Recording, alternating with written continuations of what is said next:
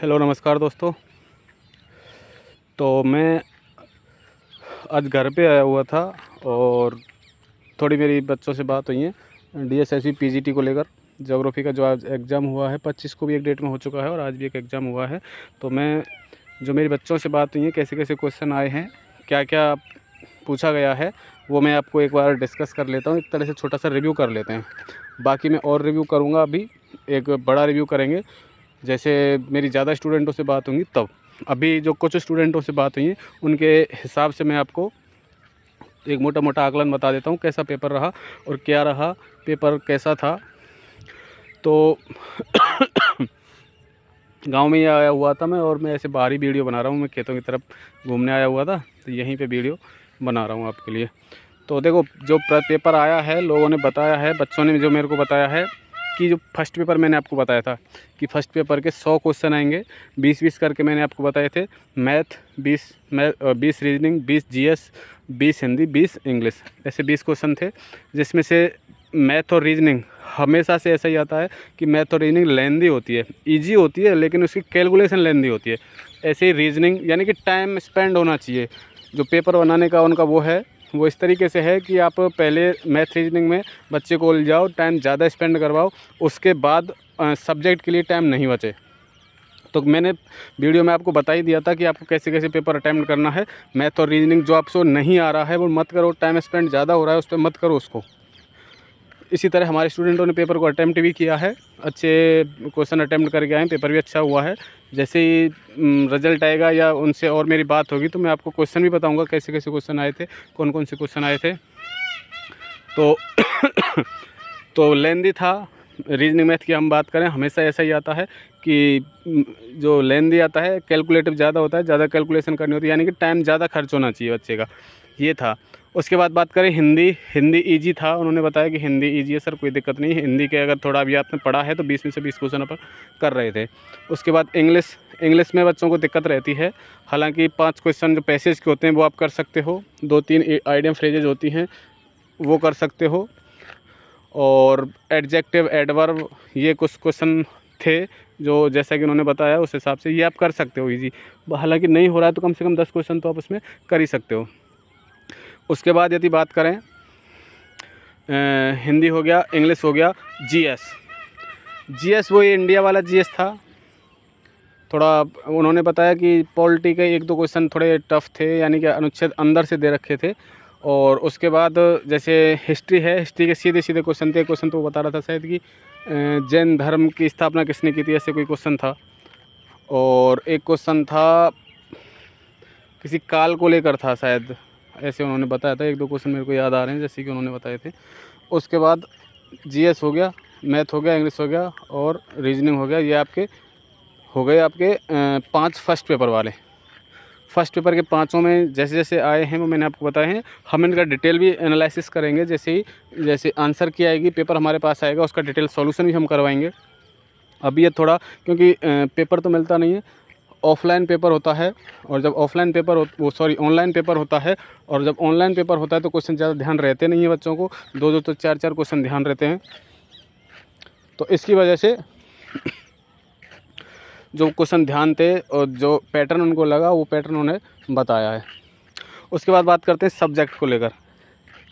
जो geography subject के question थे, क्वेश्चन तो कुछ इजी क्वेश्चन भी थे, इजी के साथ साथ कुछ मॉडरेट क्वेश्चन भी थे, मॉडरेट के साथ साथ मतलब कुछ क्वेश्चन ऐसे थे जिनको थोड़े टफ कह सकते हैं। एक डीएसएसबी की लैंग्वेज जो होती है, वो लैंग्वेज भी क्या है, थोड़ी टफ होती है, पढ़ने में दिक्कत आती है। जैसे हम हिंदी भाषी जो हैं, यानी कि जो हिंदी भाषी स्टेट हैं, वो कुछ ज़्यादा हिंदी आती है उसमें, क्योंकि वो शायद ऐसा हो सकता है कि वो सीधा गूगल से लैंग्वेज ट्रांसलेट करते हों, तो उससे सीधी ट्रांसलेट होती है। जो भाषा होनी चाहिए वो नहीं होती है, थोड़ी कठिन भाषा होती है हिंदी भी। तो कुछ क्वेश्चन ऐसे थे जो बच्चों को नए लगे, ठीक है। कुछ क्वेश्चन तो सीधे सीधे बताए, जैसे एक आधा क्वेश्चन शायद एक बच्चा बता रहा था हाँ, लेवेंसराम संकल्पना किसने दी है, जेनरेटिव किसने दी है, ये क्वेश्चन पूछे गए हैं। और एक दो वो उसका था हट्टन का, एकरूपतावाद की जो परिभाषा है, वो परिभाषा कौन सी थी, एकरूपतावाद की, हाँ, आदि का पता है ना अंत की कोई आशा, ऐसे करके एक परिभाषा है, शायद वो पूछी गई थी। मैंने लिखे हुए थे, बच्चों ने बताए थे वो।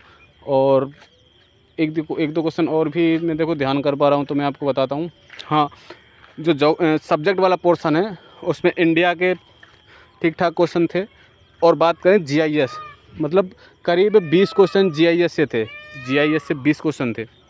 तो आने वाले पेपर जो हो रहे हैं जीआईएस पे ज़्यादा ध्यान दिया जा रहा है, ज्योग्राफी में ज़्यादा क्वेश्चन पूछे जा रहे हैं, तो हम जीआईएस को अच्छे से कवर भी करेंगे। और हमको देखना भी चाहिए क्योंकि जो पैटर्न एग्ज़ामों का हो रहा है उसके हिसाब से अपन तैयारी करनी चाहिए। तो जीआईएस अच्छा आया है उसमें। फिर बात करते हैं, ह्यूमन भी अच्छा आया है उसमें। कई जो अपन बाद पढ़ते हैं ना, एक था शायद अपवादवाद, वो बताया था बच्चे ने, वो पूछा गया है उसके बारे में कुछ।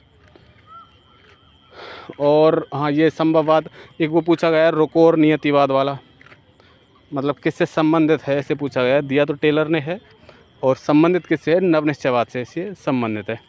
तो ऐसे कुछ क्वेश्चन थे जो मतलब पेपर मॉडरेट कह सकते हैं, क्योंकि कुछ क्वेश्चन नए तो नहीं थे, मतलब टफ़ थे, ठीक है।